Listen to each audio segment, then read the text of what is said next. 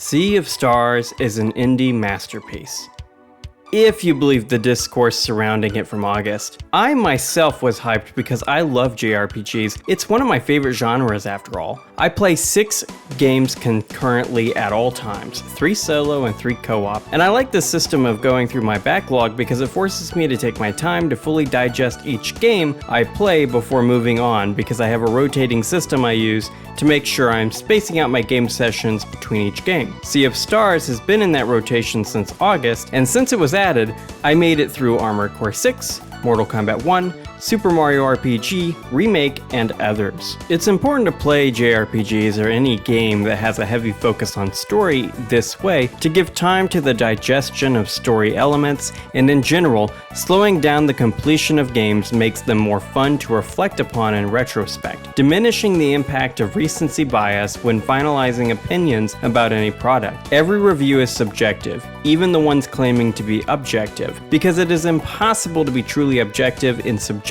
realms of thought, such as culture and anything within the humanities realm. But something all reviews need to be good is at least a separation from both nostalgia and recency biases. My review of Sea of Stars is not kairotic. It's nearly 4 months after the game is launched, and it's unlikely I'm going to get many views.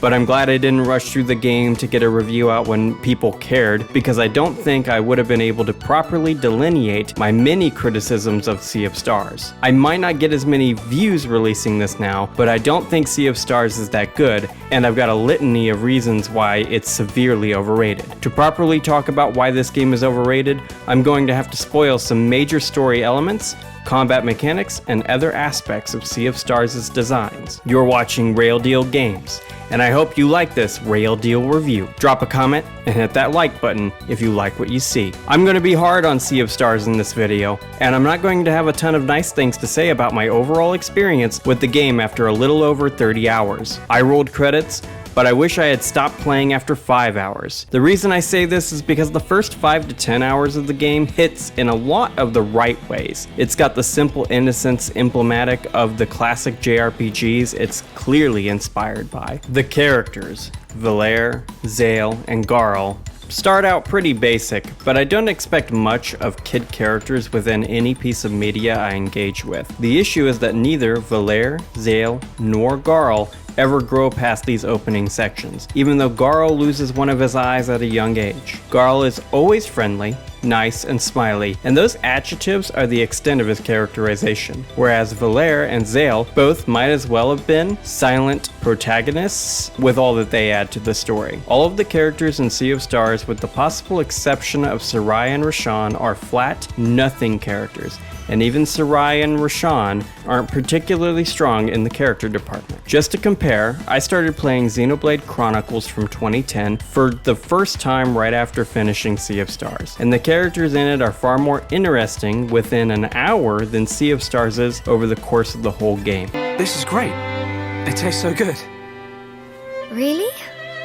It's amazing. I don't have a clue if the story and characters of Xenoblade Chronicles are going to be good by the time the credits roll, but the setup is good enough to lead me to believe the writing team is some level of competent, which is not something I can say about Sea of Stars'. Bland characters exacerbate a tasteless story. This game is stuffed full of terrible plot points, such as when Garl bakes bread for the Sleeper, this huge dragon thing that apparently scarred the world before he began to sleep, and this act somehow calms the Sleeper's immense rage, and he instantly likes Garl. In fact, Garl is loved by everyone just because he's friendly and happy, essentially making his only place in the story a deus ex machina. He's just a big old Mary Sue. How Garl solves problems is nonsensical early on, and here's the thing, this type of story would be just fine in something like Super Mario RPG, which also has ridiculous plot points such as everything involving Booster, but there's a big difference between Super Mario RPG and Sea of Stars: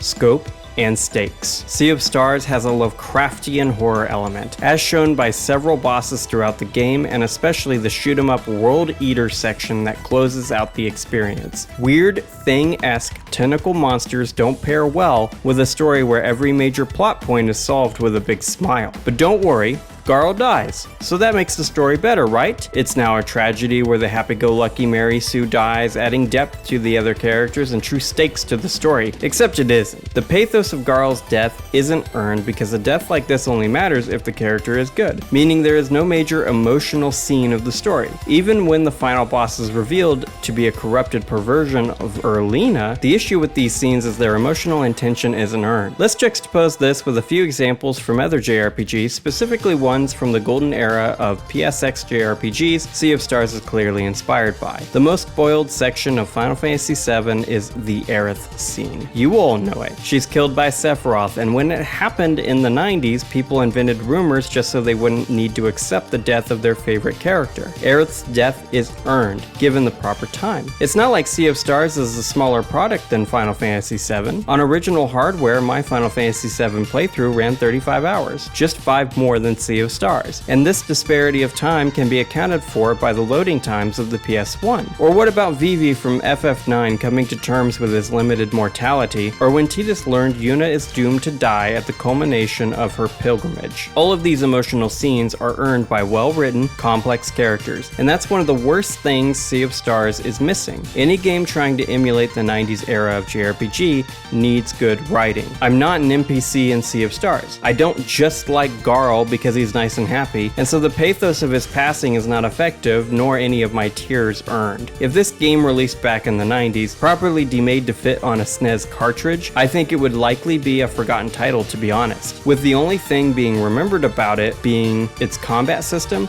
assuming it came out before Super Mario RPG, of course. But there's some major issues with the combat system too. Following in the footsteps of Super Mario RPG and other Mario RPG games, Sea of Stars has that turn-based with active input setup, and at first, it's pretty cool to see this combat style in a modern game. It provides a lot of ways of breaking enemies by using the right attacks on them, whether that be blunt, moon, sun damage, or any other type. This idea and concept is pretty good, but for most of the game, it is the most ironic combat mechanic ever. There are a lot of options available to the player in Sea of Stars, from boosts, combo meter, ultimates, weaknesses, character swapping, and the aforementioned breaking mechanic. The issue is that the combat system only gives the appearance of choice for most of the game's runtime. All of these mechanics are supposed to enhance and promote player choice and experimentation, but at the end of the day, these mechanics are just used to inhibit player expression, since there is typically only one clear way to clear every encounter efficiently. This changes a bit in some later boss fights, with Meduso standing out specifically, but those highlights don't make up for the monotony of the combat in 99% of encounters. The breaking mechanic also creates an awful action economy at times. The best way I can describe this is that there are times where 3 enemies in an encounter will have 1 turn clocks before using some special attack, and the combination of weaknesses needed to break them are not possible to do in 1 turn. This creates a situation where the player gets 1 move where the opponent gets 3, and I wish I could say this is something that happens so infrequently I could only name a few specific times it happened. It felt as if this happened to me every handful of fights, making sections of this game just drag on forever. Immediately after those sequences of attacks, the player likewise gets to retaliate, but that still doesn't feel good, and the combat should always feel good, especially when it makes up most of the game time. Now, all of these rough edges can be assuaged slightly if the world is cool, and at first glance, Sea of Stars does good work here. The archipelago look to the world makes it fairly unique for the modern day, although Spira is far, far better. And this is really a problem with the world of Sea of Stars. It's not offensively bad, but other games have better, more defined worlds, and I hazard a guess that I will forget about this world even existing in a year or two, whereas something like Spira has lived rent-free in my head for most of my life. There's a lot of abstraction to the typical retro world, and this symbolic and metaphorical approach to storytelling benefits them in most respects. Large worlds, restrictions in scope accounted for with chibi or otherwise large character models, are dotted with a few explorable locations. Sea of Stars is like this, but the approach taken with this game in regards to world building, abstraction, and presentation make no sense, even accounting for the retro throwback nature and genre considerations. Accounting for abstraction, the world space is too small to feel like a full world, eliminating any suspension of disbelief. Sea of Stars is overrated on every metric a game can be judged on, including its completion process. For transparency's sake, I have not finished the platinum for this game, and I do not intend to. However, I've looked into the completion requirements, read a couple guides, and can say with confidence completion is an annoying process in Sea of Stars, which is the opposite of what I was led to believe when I jumped into this game back in August. Scouring the map to find every box and rainbow conch shell with a Power Picks guide pulled up is not fun, and I know this is the case because I've already done this type of process with Assassin's Creed 2's Feathers and God of War 2018's myriad of collectibles. Jirard, commonly known as the Completionist, reviews games specifically focusing on the completion process of each game. He reviewed Sea of Stars when it came out, and in that review he said, "Completing this game today made my heart feel so full. If I weren't in this game, I would still give Sea of Stars my completionist rating of completed. Because Sabotage has created a modern classic, born out of passion and excitement." He is wrong, and this is a case where I also think he was possibly biased in favor of Sea of Stars since he was tight with the developers. And yeah, that's all I have to say about that. Oh, did you expect me to make some low-blow joke because of the alleged charity scam? No one on this platform can really mention Jirard without talking about that, but this is my brief take. I'm not privy to all of the information about the case, and while the evidence presented by some ordinary gamers and Jobst is damning, they are not the law nor are they the IRS. They are right that the Open Hand Foundation should probably be audited.